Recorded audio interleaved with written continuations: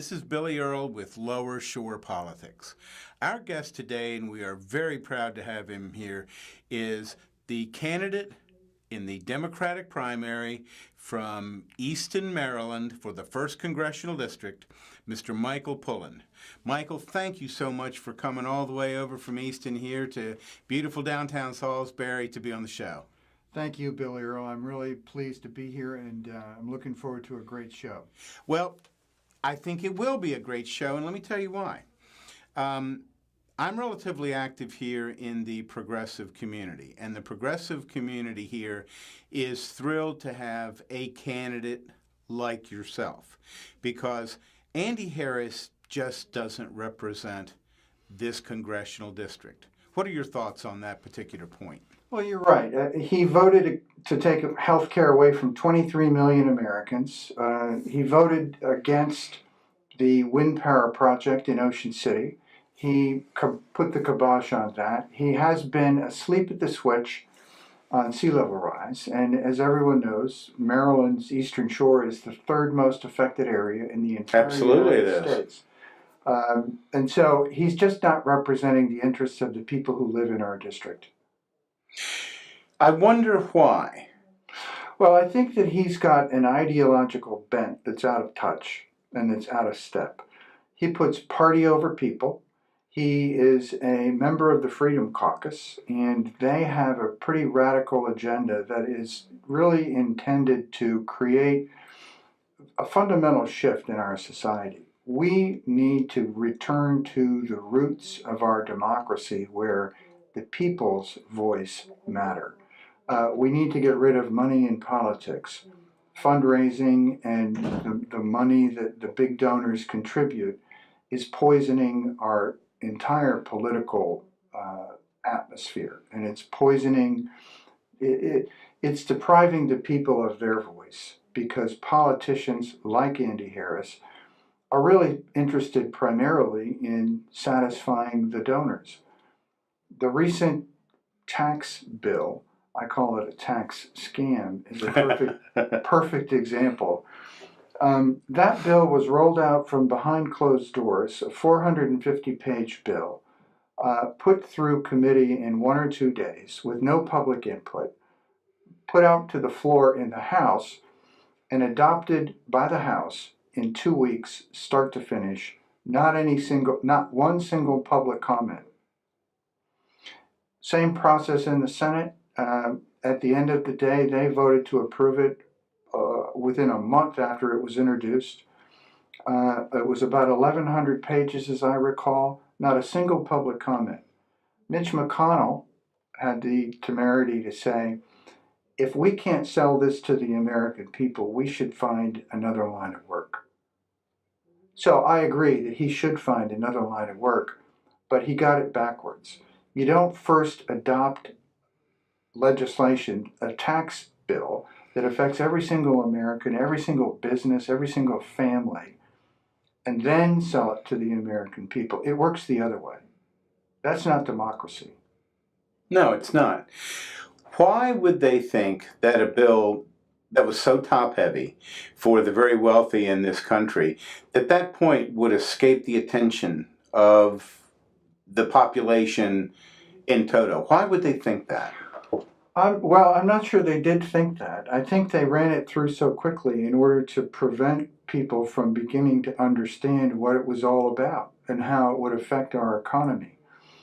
About 80% of the benefits of that tax bill go to the top 1%. Mm-hmm. And the rest of us, this notion of trickle-down economics Mm-hmm. doesn't work. It has never worked.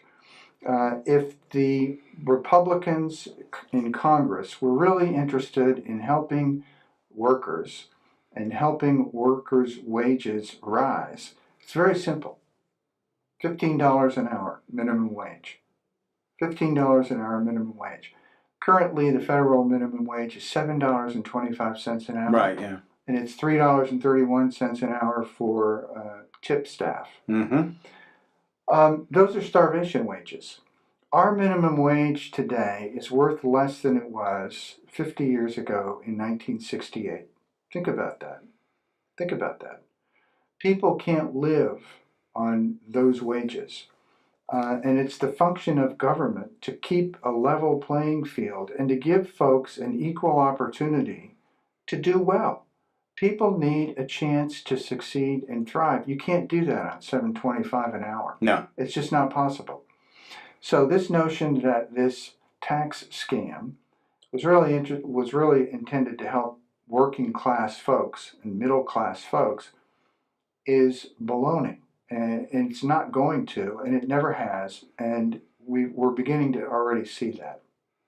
Well, back in the mid-20s, when the Secretary of the Treasury, Mellon, first used the term trickle down, and then, of course, we were facing the Great Depression.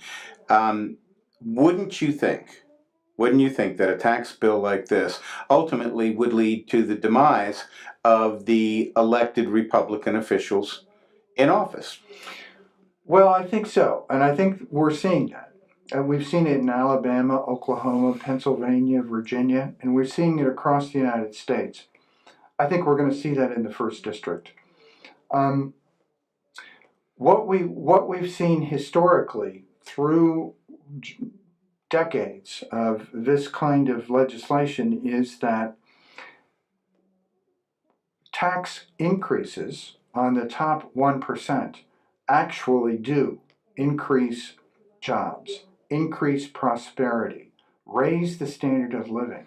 The entire economy does better with higher taxes on the top 1% and more investment in jobs, in kids, in schools, in education, infrastructure, more investment in people. And that's what grows the economy. It grows from the bottom up. When workers do better, the entire economy does better. And we've seen that historically since World War II. In every single Democratic administration, people at all income levels, including the top 1%, have done better. And the reason they've done better is because that we care about working folks and we help working folks and their families do better. And when they do better, we all do better. Mm-hmm. In the late 90s, a Democratic administration under Bill Clinton took a deficit and turned it into a surplus. Those were the good old days. Yeah. So we need to rethink the way that we approach our economy, and we need to get back to basics. We need to get back to the democratic roots. We need to get back to the idea that we are in this together, that as a society and as a country, we need to work together. We need to work together and help each other. But it really boils down to helping young families, helping seniors, keeping them out of poverty, keeping. I met a friend of mine that I hadn't seen in about 20 years in Walgreens last week. How are you doing? Oh, I'm doing great. Well, so I told him I was running for Congress and I wanted to really dig down. So I started to ask him how he's doing. He says, well, I'm working 3 jobs.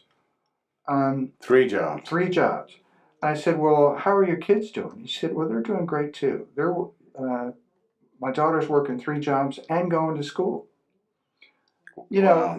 That doesn't, anyone who works full time should earn a living wage. And there's no need to have 3 jobs. You should have one job that provides enough income to support yourself or your family. And that's the direction that I want to take our district and our country.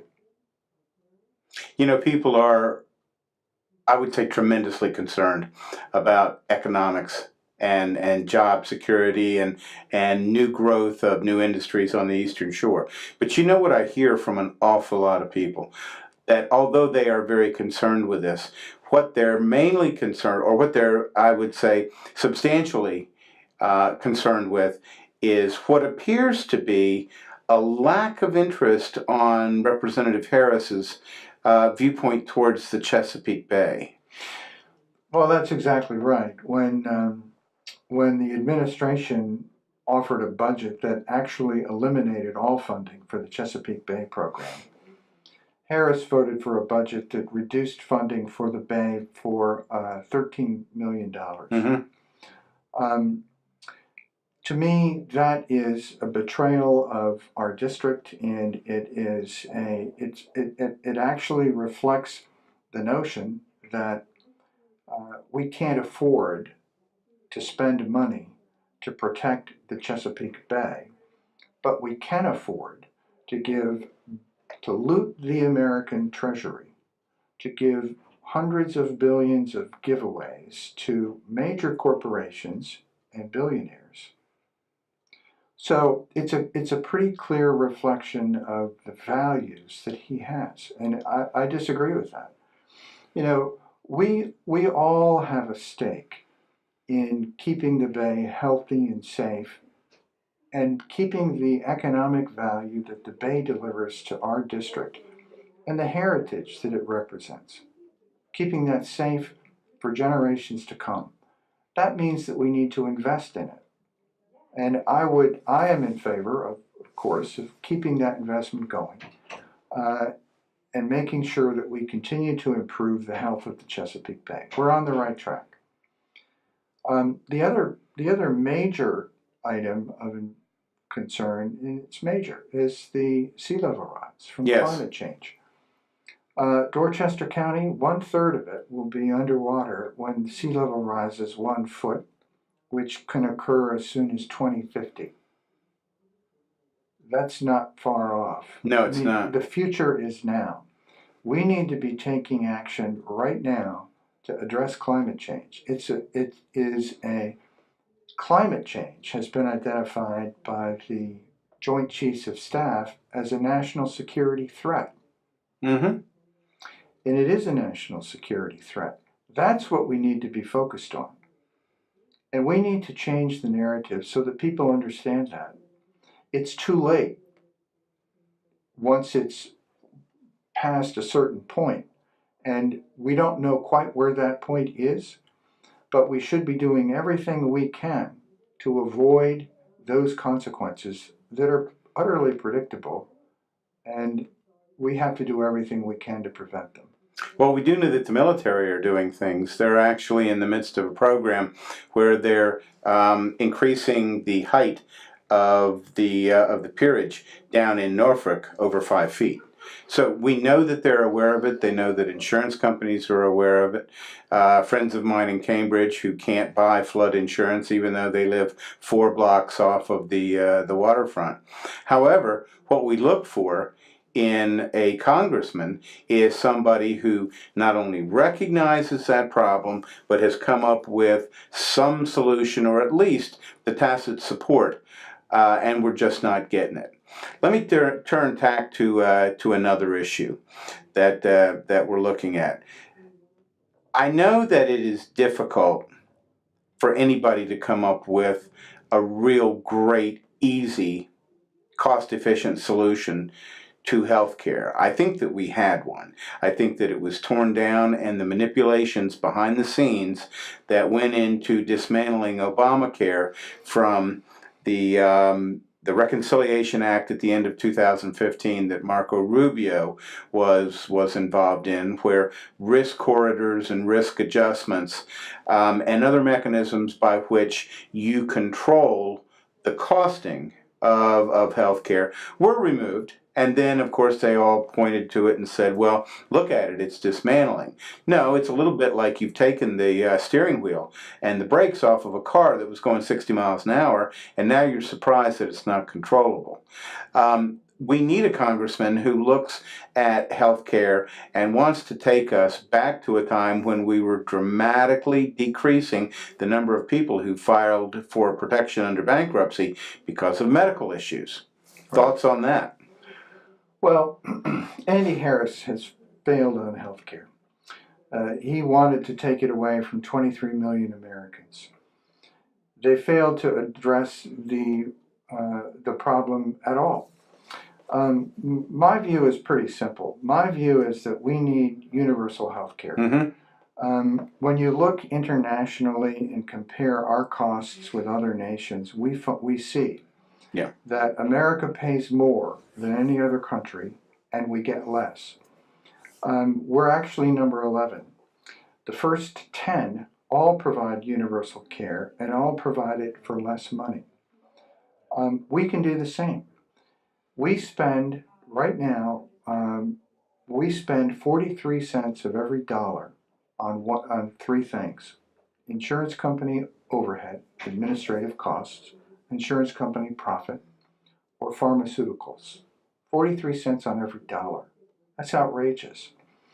Um, we can eliminate the insurance company's overhead and profit and attack the high cost of pharmaceuticals through legislation. And if we were to do that, we can expand our coverage and we can reduce our costs. Uh, it's very evident that other countries have been able to do this because we see it in the numbers, and we can do the same. Medicare, for example, the overhead for Medicare is about 2 to 3%, Right. and the overhead for an insurance company is about 18%. Lots of mouths to feed there. Yeah, and all of the red tape. I mean, who hasn't had the experience of dealing with an insurance company, trying to get something approved, a bill paid, a treatment approved? The insurance companies have come between the patient and the doctor, and they're actually the ones that are looking over the doctor's shoulder and looking over the patient's shoulder and making sure that their profits are protected without regard necessarily to the doctor's opinion. The other problem, pharmaceutical prices. America has 5% of the world's population. We provide 60% of the pharmaceutical industry profits worldwide. Why is that? It's wrong. The U.S. taxpayers fund a great deal of the medical research that goes into the research and development for new drugs. And so we have socialized the costs of that research, but we privatize the profits. Right. So the pharmaceutical companies then obtain patents which gives them an exclusive right to set prices. And they do, and they make hundreds of billions of dollars a year while seniors go without medication that their doctor prescribes for serious conditions. That's wrong. Yeah. We can do better. And should. Yeah. You know, it's a funny thing. The insurance industry has been criticized for years and years and years in that every day that they fail to pay a claim, every day that they fail get a premium early, the amount of money that they make off their interest accounts is what drives them. You know, this is the same theory that banks use, you know, when it turns out that it takes, 4 or 5 days to turn around a check. It doesn't really take that long, but the command of that money is what they're searching for. Right.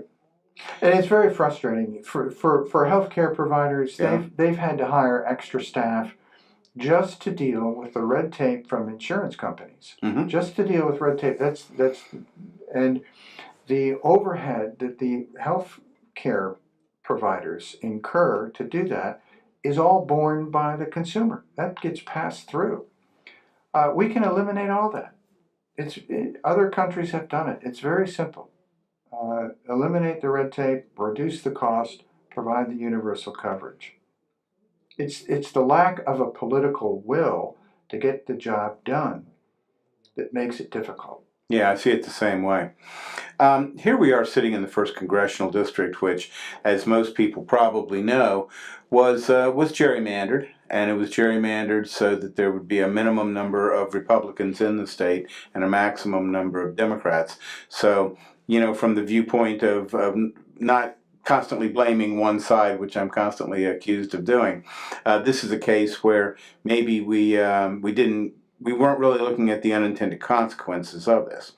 But now we look at it, And I am just hearing things from people that I know, voted for president, have been lifelong Republicans, that they're tired of the way that conservatives slash Republicans govern. That their expertise is in campaigning, but it's not in governance. Well, I think what we need is we need independent districting commissions to create districts that are representative of the people. Uh, there are proposals on the books, and many states have them, and I think Maryland would do well to have that. There's two cases in front of the Supreme Court right now, one from Wisconsin and the other one Yeah. from Maryland, dealing with this issue from a constitutional level. And I think that I'm hoping that we're going to see some change in the court's view of political gerrymandering, because it has created such divisiveness, such partisanship. It's created more extremes on both sides. And what we need are people that are willing to reach across the aisle and work in the middle to build consensus. Because Americans want to see the job get done, and I recognize that no one gets what they want all the time in any negotiation. That's Right. just the way life works. But that's what negotiation is. And we've lost the ability or the willingness to have those hard discussions. The tax scam, again, is another perfect example. Not one single Democrat had any impact or input Yeah, no. on that at all. How can that be? I mean, we're being run by one party at a time, and we need to get away from that. And gerrymandering is one solution to that problem. Eliminating gerrymandering would be a way to address that, and getting money out of politics would be the other.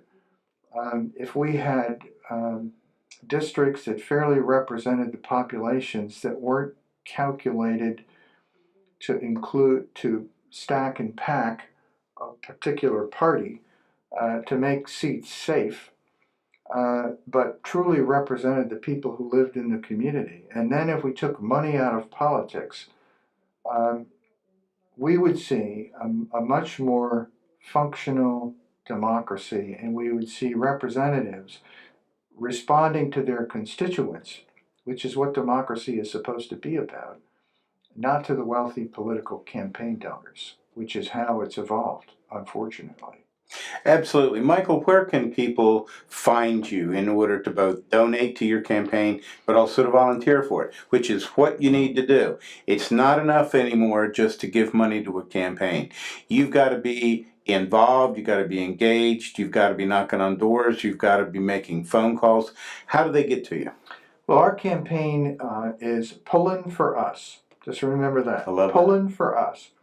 It's www.pullen, PULLENFOR.us. Pullen for Us. Check us out on Facebook. Same thing, Pullen for Us. And we've got a full-time campaign staff, full-time office open in Easton. Folks are welcome to drop in. Our campaign number is area code 410-822-1100. And just there's a menu there that you can pick the option that you're looking for. We're welcoming volunteers daily. We've got a large number. We've got hundreds of volunteers working throughout the district, and we're always looking for more. We've got a real grassroots campaign going based on direct voter contact, and that's our strategy. And we're going to continue that right up through Election Day. Anyway, Michael, I want to thank you for coming today. You've been a terrific guest. This is Michael Pullen, who is running for the 1st Congressional District in Maryland. This is Billy Earle on Lower Shore Politics. In the great words of Louis Goldstein, God bless y'all real good.